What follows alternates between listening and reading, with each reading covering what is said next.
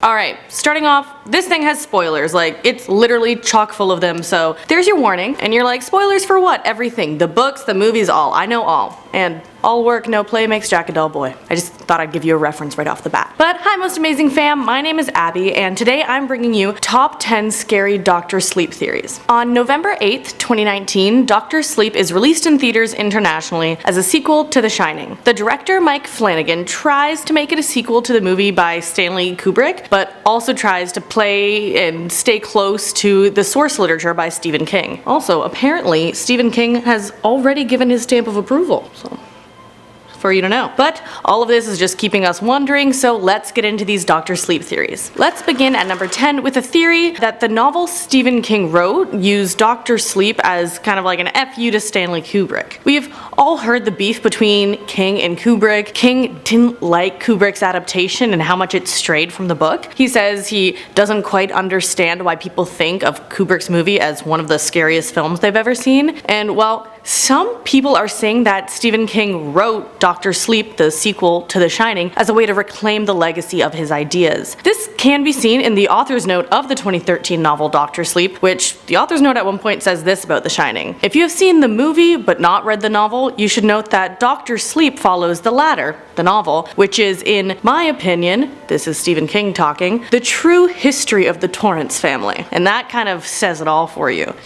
He has opinions. But on to number 9, Shelley Duvall's absence. Now, people say Shelley Duvall may not be in Dr. Sleep because The Shining changed her. Now, right off the bat, the reason they have a different actress is for the age they are portraying in the characters for Dr. Sleep. But Duvall probably wouldn't want to go back to this franchise anyways. There is a theory that being in The Shining sent Duvall to a dark place, and unfortunately, this theory may have some truth to it. Being in the movie really affected her. She was allegedly treated poorly on set according to Stanley Kubrick's own daughter, which may have been a way to get her into the character Kubrick wanted, but traumatizing an actor so your movie turns out great isn't exactly right. Unless someone decides to go method, getting really into character for themselves and requests like that type of treatment as a part of it, it's kinda horrible. Shelley Duvall had to do the bat scene from the movie The Shining 127 times, the Guinness World Record for the most takes of any dialogue scene that still hasn't been beaten to this day, and she allegedly had real tears in the scene and began to lose hair from the stress of the movie. She called it the toughest role she ever had, so it's understandable she would not want to go back to it. Let's move on to number 8, Indigenous themes. Of course, people will be looking in to see if theories from the first movie, The Shining, will remain in the second. The first of which that we will be looking at is the metaphor of violence in American history. One moment in Kubrick's version of The Shining that wasn't in the book was the information that the Overlook was built on a Native American burial ground. In the documentary Room 237, people believed Kubrick was slyly commenting on Indigenous genocide. The movie version of Dr. Sleep reveals that after the Torrance family incident, the hotel was boarded up and left to rot, as Dan puts it, but the ghosts don't cease to exist. That legacy of violence and terror is alive and well and comes up back to the foreground when Dan and Abra go back to the Overlook to wake it up. This could be seen as a metaphor of covering up and ignoring the Indigenous genocide in North America, just like the original themes alluded to in The Shining is what some people are saying. Instead of being burnt to the ground like in the novel, in the first movie it's left as it is and then boarded up in the second. So what do you think of the relations? Do you think people are stretching to try to get these ideas together? Let's move on to the next. Another theory that kind of relates to the first movie is our number 7, another space case. So it was rumored that Kubrick's movie that preceded the moon landing, 2001: A Space Odyssey, was research into faking the real moon landing footage, and that The Shining was his cathartic release of holding in the secret.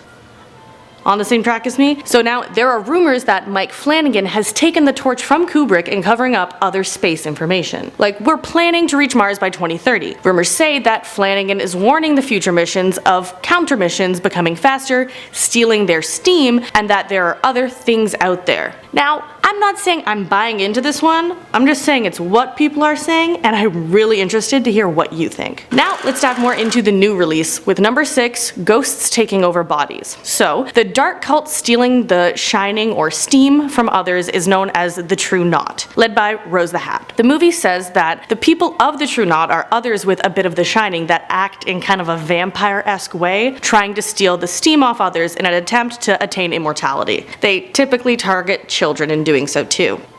not very nice. And what some people have been saying is that the True Knot is just a group of ghosts that have successfully taken over a host's body and need the steam to keep on trucking and keep on with that pattern. They say that once they are tied to that body in a knot, they have added the steam and all of that, they are attached to that one host. And then once the host bodies have been killed, they are expelled after being attached to the mortal plane for so long, so they can be eliminated. This would explain how the characters would be motivated to an unfathomable degree to commit the atrocities they do, still not good things. They say the body is being controlled by a desperate other entity whose only way of continued existence is to leech it off someone else. Plus, possession isn't unheard of in the film itself. Dan becomes possessed at one point, so it's not off the table. But let's look at number 5. The True Knot isn't the only knot. So yes, in the film, the True Knot are followers of Rose the Hat. But in the end, when we see she has lost her followers, Rose herself says she isn't the only one left, only the prettiest. This has led people to think that there are others, either working alone or in other groups, that will continue to cause terror after the movie's endpoint. They've reasoned that if this group discovered that this was possible to take the steam from people, then others sure have too. And yeah, not everyone may be as dark-spirited as these people, but they say the odds are in favor of this not being the only instance of this happening in this universe. Which, this leads me to the next theory at number 4, it's all real. Another theory I found was that the book and movie were a warning to people with gifts to go into hiding.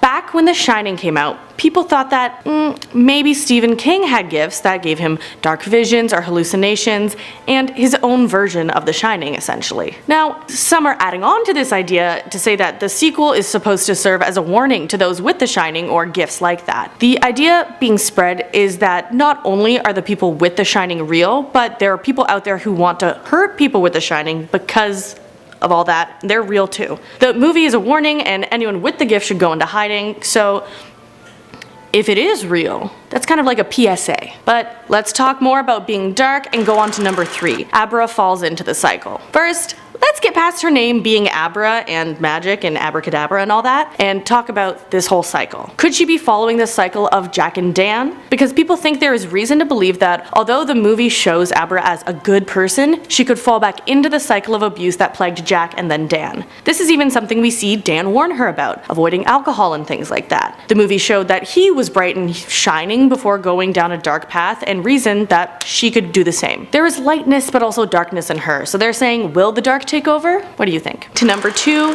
Jack is more than a man. This kind of has 2 elements to it, so stick with me. At the end of The Shining, they pull up to a picture of Jack Torrance, but not just any picture. It's of him being an original guest at the hotel some 100 years before. So, idea 1, is he a ghost somehow? This sent some people spinning off into other theories, including people guessing where The Shining really originates from. If Danny is part ghost, does that explain his shining ability? The connection? Also, if it's confirmed in the book and movie that Danny and Abra are related, is it a genetic ability? And to the second part of this kind of ageless idea, another scary idea that someone had is that Jack's apparent lack of aging was that he used to be in the True Knot. In the current canon of the movies, it seems to be the only explanation for a lack of aging. They reason that Jack changed his ways and left, decided to start a family, but was sucked back into a world of madness when they stayed in the Overlook. So now let's move on to our final one at number 1. Danny is possessed by the real ghost of his dad at some point. And now this last one is dark, so be ready for big spoilers. I nearly said it in